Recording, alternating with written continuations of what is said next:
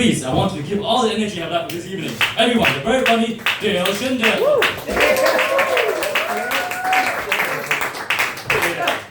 Dear Schindel. Thank you, buddy. Well, good evening, you jackals of jokes. How's it going, you lovers of laughter? Can I get a hell yeah? I still got a little bit of energy. I appreciate that. Well, you guys have been an amazing audience. You're like the United Nations of audiences, by the way. I love this. Is a typical Canadian day. I was born in Toronto. One of the greatest things I experienced is I had a very multicultural upbringing. So I had friends from all over the world. Like I had Iranian friends. I learned about Iranian culture. From my buddy Andrew Yang, I learned about Chinese culture. In fact, 我说中国话天天. Which translates to, I have a small penis. By the way, whose idea was it to come here for a first date? Joel, was it you or was it your? Dude, you're an optimist. I appreciate that. Because you do know a lot of the chances of you getting laid are based on our success. Like for real, like if everyone here bombed, you're like, hey, what's going on? They're just like, that was a shit night. I don't want to do it. Like, you're done. Oh, so by the way, before I even get started, I was told by an audience member recently I looked like a dollar store Jeff Bezos.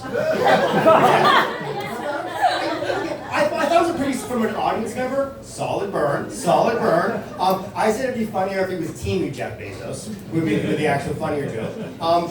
I have to mention this because it's my job. My actual job besides comedy is I'm a massage therapist. We were joking about that earlier. And let me just say, people are fucking crazy. 45 minutes, it's weird, but well, here's the thing. I like to have a quick call with all new clients. You know what I mean? Like, I want to explain my rates, and I want to very clearly set expectations on what's going to happen during the massage. You guys know what I'm talking about, right? Some happy endings, and, getting naked. No, guys, no, Anise. Obviously. Yeah, they're not free. Yeah, there is a charge for that, sir. Happy endings are not free. And to be clear, I don't come cheap. But I do come quickly.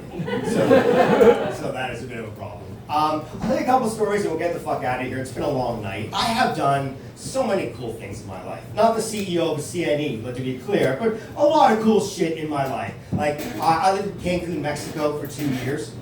I was a professional poker player for 3 years. Yeah, I was a stripper.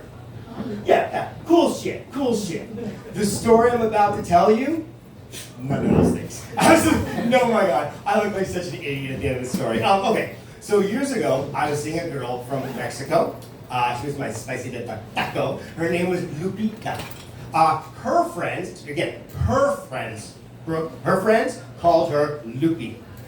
So it's Jackson, you're Brooke. Yeah, sorry, I realized it as I said it. Sorry, I got it. So her friends called her Loopy, because dude, she was fucking crazy. Oh my God, that shit crazy. But the sex, Joel, the sex. Oh my God, it was so worth it.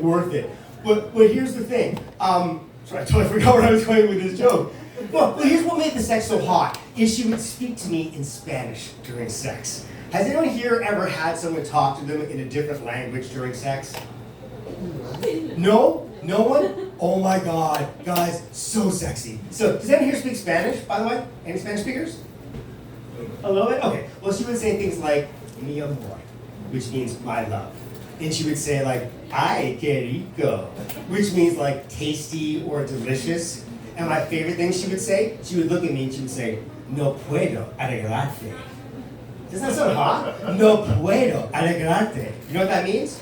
I can't fix you. Yeah. It's hot, right? Pretty hot. And she couldn't. Okay, so I thought it would be fun and kind of sexy if I would say something back to her in Spanish during sex. So what I settled on is I was gonna slap her on the ass and yell out, "Who's your daddy?" No, don't shy. We're just having fun. So I looked it up on ChatGPT. Looked it up. I got ready. I was going. So it was Google Translate. It was Google Translate.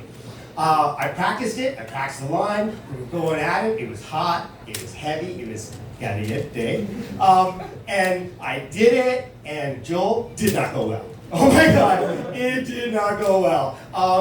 Fun fact. So pro tip, by the way. If you want to say fun time, sexy things in different language, don't start giggling.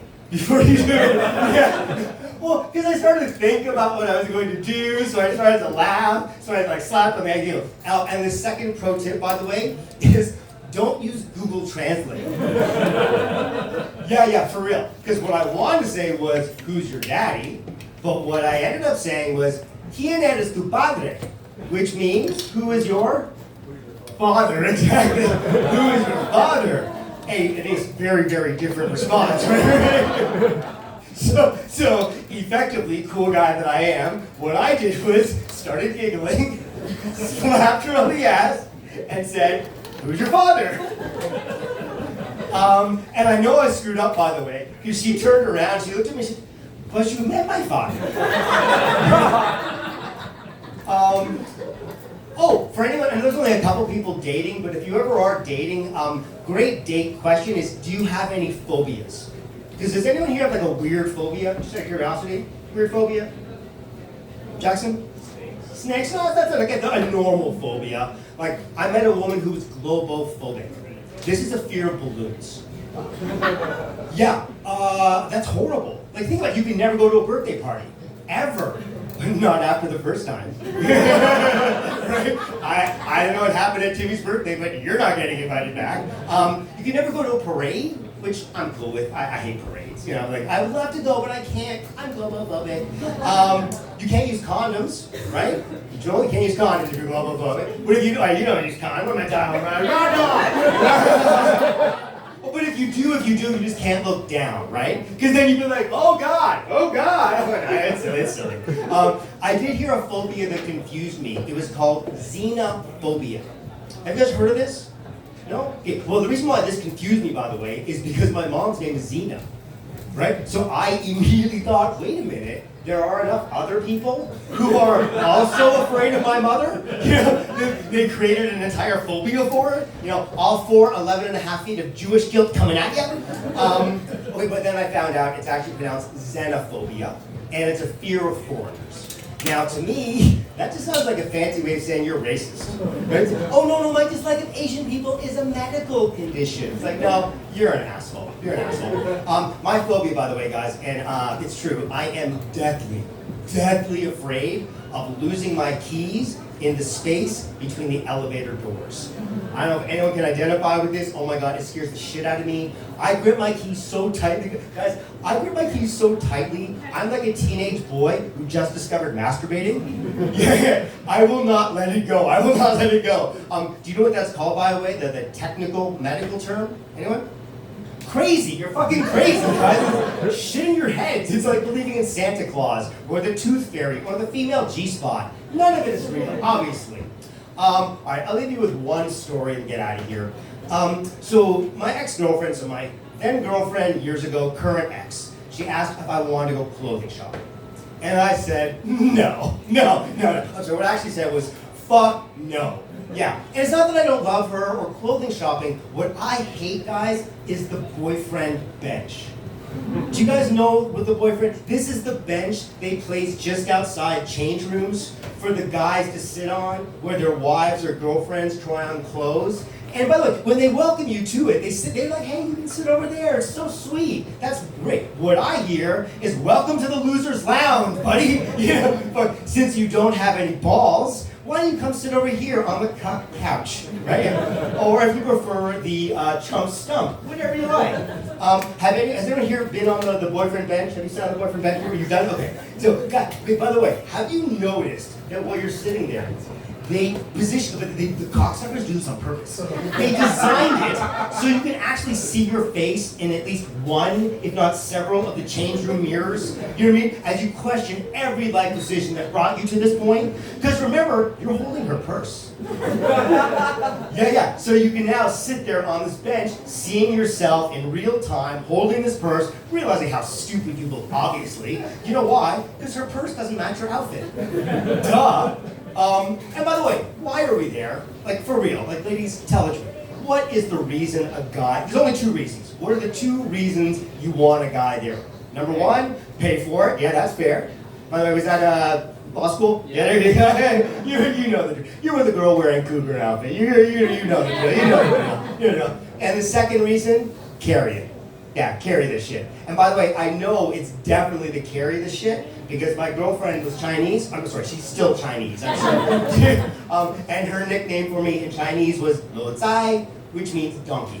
And by the way, to be honest, like, what do we actually even add to this process? Really? Like, it's always the same thing. We're sitting there on the bench, you come out of the change room, and you say, hey babe, what do you think? And we always go like, I don't know, you look good. And then, you look over at the sales lady, you're like, this is your job, help out here. But what response are you actually expecting? Like, think about it. You come out of the change room, and you go, honey, what do you think? And he goes, I don't know. I mean, I like the color on you, but there's something about the cut. I think we might need to hem it a couple inches on the bottom. Okay, ladies, if your man says that, he's gay. Okay. All right, guys, I'm going to end on that. You've been a fucking amazing audience. I've been there. I love you. All right, keep it going for there. Thank you so much for coming. Keep going for yourself. You guys are amazing. It's been a wonderful night.